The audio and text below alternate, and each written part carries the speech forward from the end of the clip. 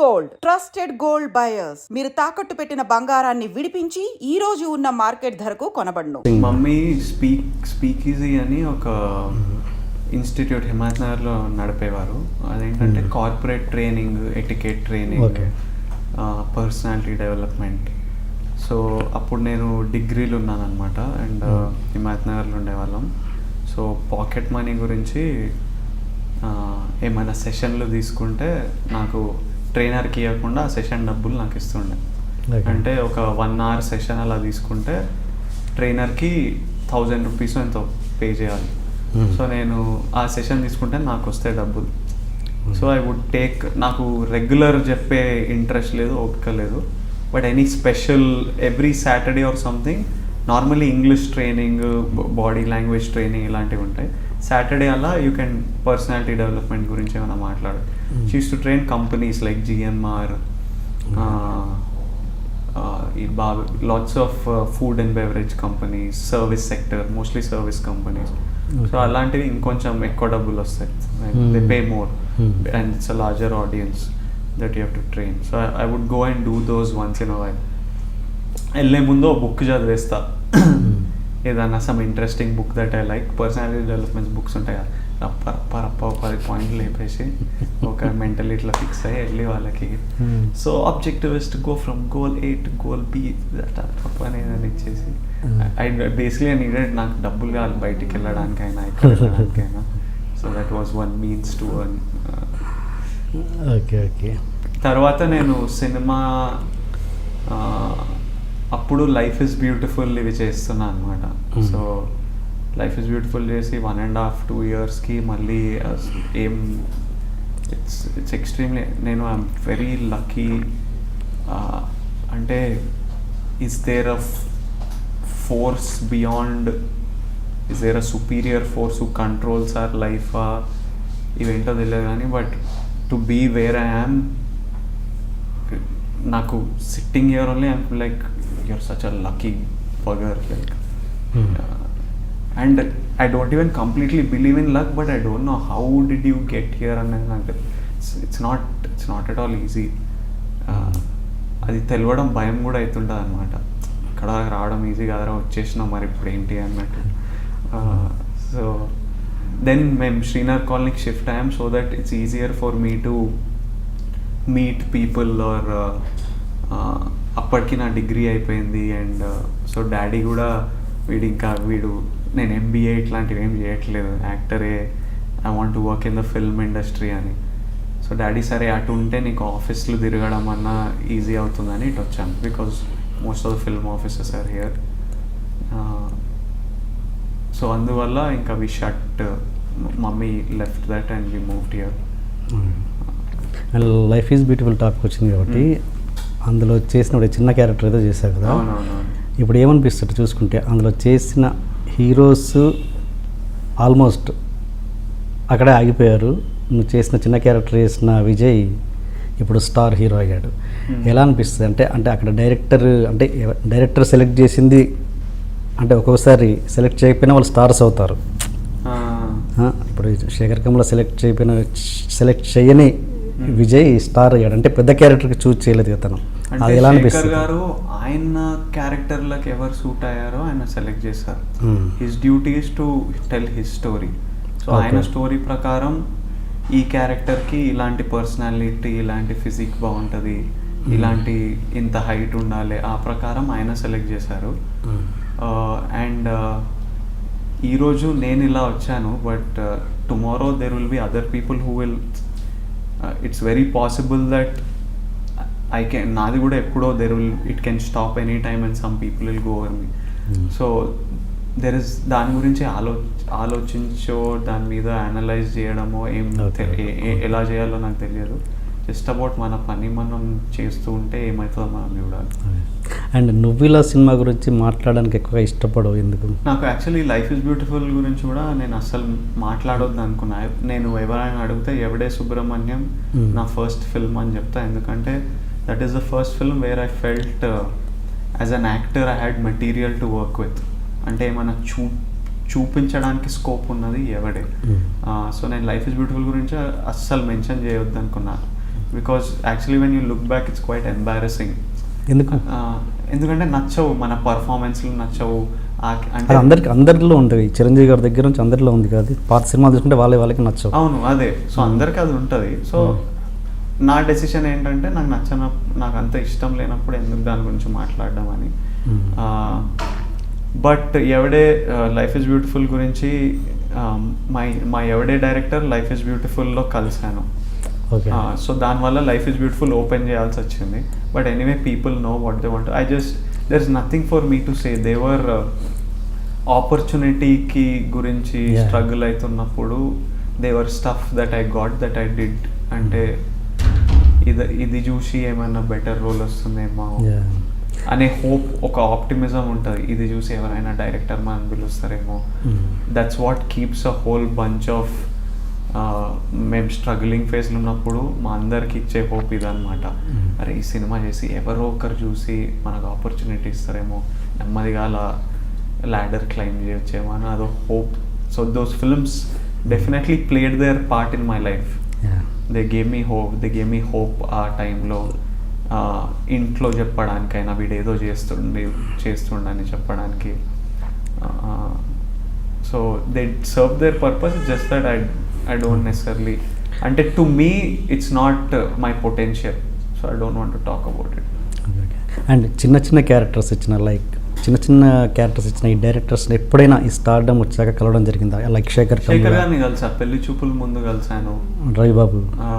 రవిబాబు గారిని కలవలేదు. నువ్విలా తర్వాత మేము ఒక యాడ్ ఫిల్మ్ చేసాము, దాని తర్వాత మేము కలవలేదు. థియేటర్లో ఏంటి చేసింది, అక్కడ ఎక్స్పీరియన్స్ ఏంటి? నేను డిగ్రీలో ఉన్నప్పుడు సిటీ, నేను అప్పుడు దిల్సుఖ్ నగర్లో ఉండేవాడిని. సో మా కాలేజ్ కాచిగూడ, కొత్తపేట దగ్గర, దిల్సుఖ్ నగర్ కూడా కాదు.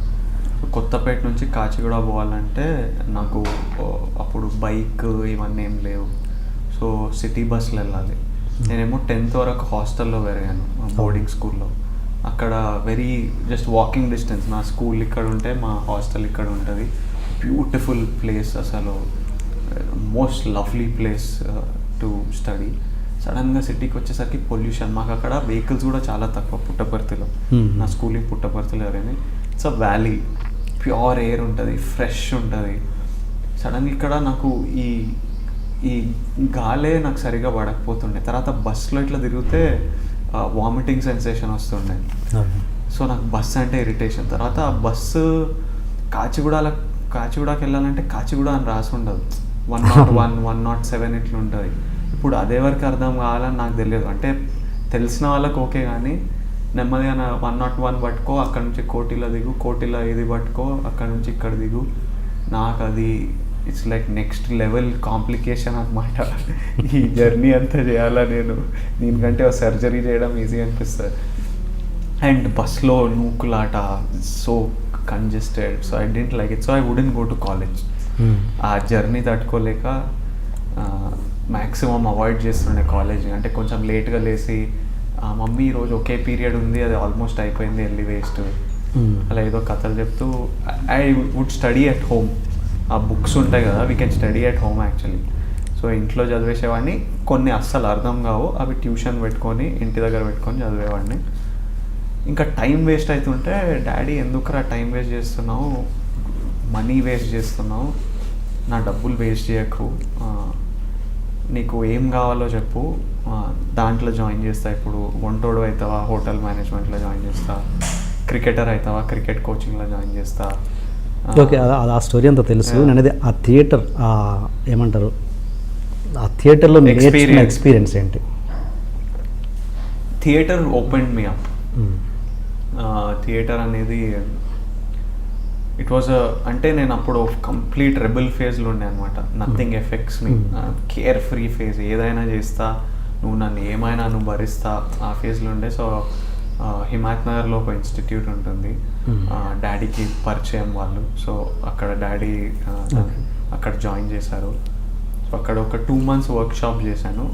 It gives you a base. అంటే కొంచెం ఇట్ బ్రేక్స్ ద మోల్డ్. అంటే మనం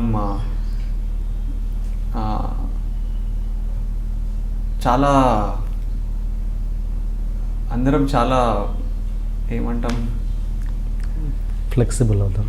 అంటే జస్ట్ బ్రేక్స్ యూ ఓపెన్. అందరం మనం చాలా స్టిఫ్ ఉంటాం కదా, అంటే ప్రజెంటేషన్ ఇస్తుంటాం that this is my image and నేను ఇలాంటి వాడిని అని.